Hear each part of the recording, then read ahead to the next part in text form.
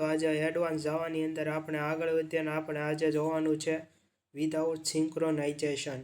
તો એની અંદર ક્લાસ ફર્સ્ટ લઈ public void display string MSG અને એમએસજીની અંદર system dot out dot println પછી બ્રેકેટ એમએસજી ટ્રાયની અંદર થ્રેડ ડોટ સ્લીપ 1000 કેચની અંદર interrupted exception E dot print stack trace system dot out dot println અને બ્રેકેટ છે એને હું પૂરો કરી દઈ અને પછી મારો જે ડિસ્પ્લેનો જે ઓલો બ્લોક છે એને પણ હું પૂરો કરી દઈશ. પછી આ બધું પૂરું થઈ જશે.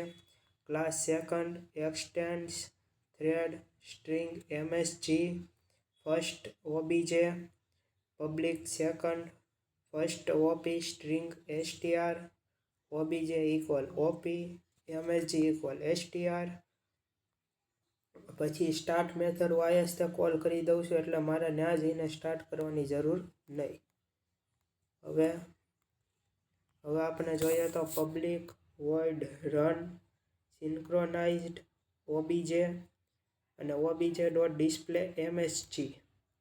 પછી આપણે આ સિન્ક્રોનાઇઝ બ્લોકને પણ પૂરો કરશું, પબ્લિક વોઇડ રનને પણ પૂરો કરશું અને આપણો ક્લાસ છે એને પણ આપણે પૂરો કરી દેશું.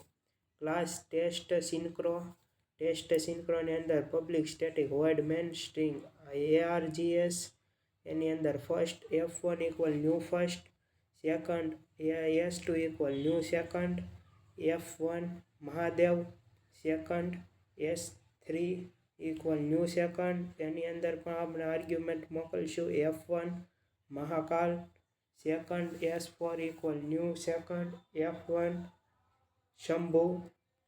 અને આયા આપણો પબ્લિક સ્ટેટિક વોઇડ મેન વાળો જે મેન મેથડ છે એને પૂરો કરીએ, ક્લાસને પૂરો કરીએ. ત્રીજો આપણે જોઈએ તો સ્ટેટિક સિન્ક્રોનાઇઝેશન.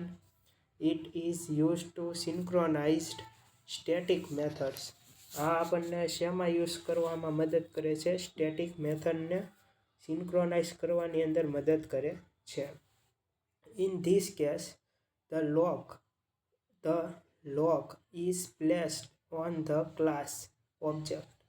આ કેસની અંદર જે લોક છે એ પ્લેસ થઈ જાય છે સિન્ક્રોનાઇઝેશનની અંદર રાધર ધેન ધ ઇન્સ્ટન્સ ઉપર કરતા. હવે આપણે જોઈએ આગળ. The following example demonstrate the use of static synchronization. આપણને જે નીચેનું એક્ઝામ્પલ દીધેલું છે તે સ્ટેટિક સિન્ક્રોનાઇઝેશન વિશે આપણને ખ્યાલ આપે છે. ક્લાસ ટેબલ એની અંદર synchronize static void printable int n for int I equal 1 I less than equal 10 I plus plus. પછી સિસ્ટમ ડોટ આઉટ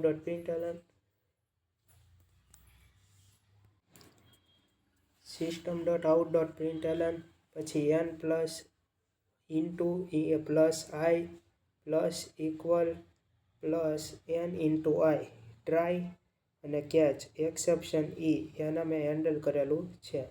ફોરનો બ્રેકેટ પૂરો કર્યો, પછી સિન્ક્રોનાઇઝ સ્ટેટિક વોઇડ પ્રિન્ટેબલ એને પણ પૂરો કર્યો અને પછી આપણે જે ઓલો આ સિન્ક્રોનાઇઝ સ્ટેટિક વાળો પણ પૂરો કર્યો અને આ ક્લાસને પણ આપણે પૂરો કર્યો.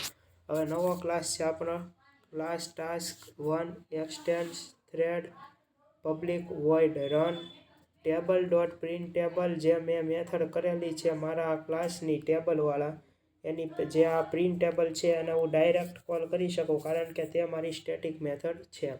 એની અંદર પેરામીટરની અંદર મેં પાસ કરેલું છે આર્ગ્યુમેન્ટની અંદર. પછી ક્લાસ ટાસ્ક 2 એક્સટેન્ડ્સ થ્રેડ એની અંદર પણ શું કરેલું છે પબ્લિક વોઇડ રન એને પણ મેં રન મેથડની અંદર ચલાવેલું છે. ટેબલ ડોટ પ્રિન્ટેબલ 10 અને આની અંદર મેં 10નું ટેબલ પ્રિન્ટ કરાવેલું છે. અને ફાઇનલી મેં ક્લાસ ટેસ્ટ ટાસ્ક છે એ એક બનાવેલો છે અને public static void main string arg કરીને task 1 T1 equal new task 1 task 2 T2 equal new task 2 બે ક્લાસના ઓબ્જેક્ટ બનાવેલા છે. T1 dot start T2 dot start. આને જો મેં સ્ટાર્ટ ન કર્યા હોત તો પણ થઈ જાત કારણ કે આયા જો આપણે આની અંદર આપણે સ્ટાર્ટ મેથડને બાય ડિફોલ્ટ કોલ નથી કરેલી. મને ઓલાનો વેમ રહી ગયેલો હતો એટલે આની અંદર તો આપણે સ્ટાર્ટ કરવી જ પડશે. આગલા પ્રોગ્રામની અંદર આપણે સ્ટાર્ટ કરવાની જરૂર નહોતી, કારણ કે આપણે આયા કન્સ્ટ્રક્ટરની અંદર જ તે સ્ટાર્ટ કરેલું હતું. આ જોયું, આ સ્ટાર્ટ છે એ એટલા માટે. રેડી? સમજાઈ ગયું? હવે આપણે આ ક્લાસને પણ આયા પૂરો કરીએ છીએ. હવે આપણે જોઈએ તો આગળ શું છે. આ તો નવો જ ક્વેશ્ચન શરૂ થઈ ગયેલો છે. આ આપણે આગલા વિડીયોની અંદર જોશું. આજના સુધી આયા કાંઈ પણ ન સમજાણું, ડાઉટ હોય મને જરૂર કમેન્ટ કરીને જણાવજો. હું તમારો ડાઉટ સોલ્વ કરવાની કોશિશ કરીશ.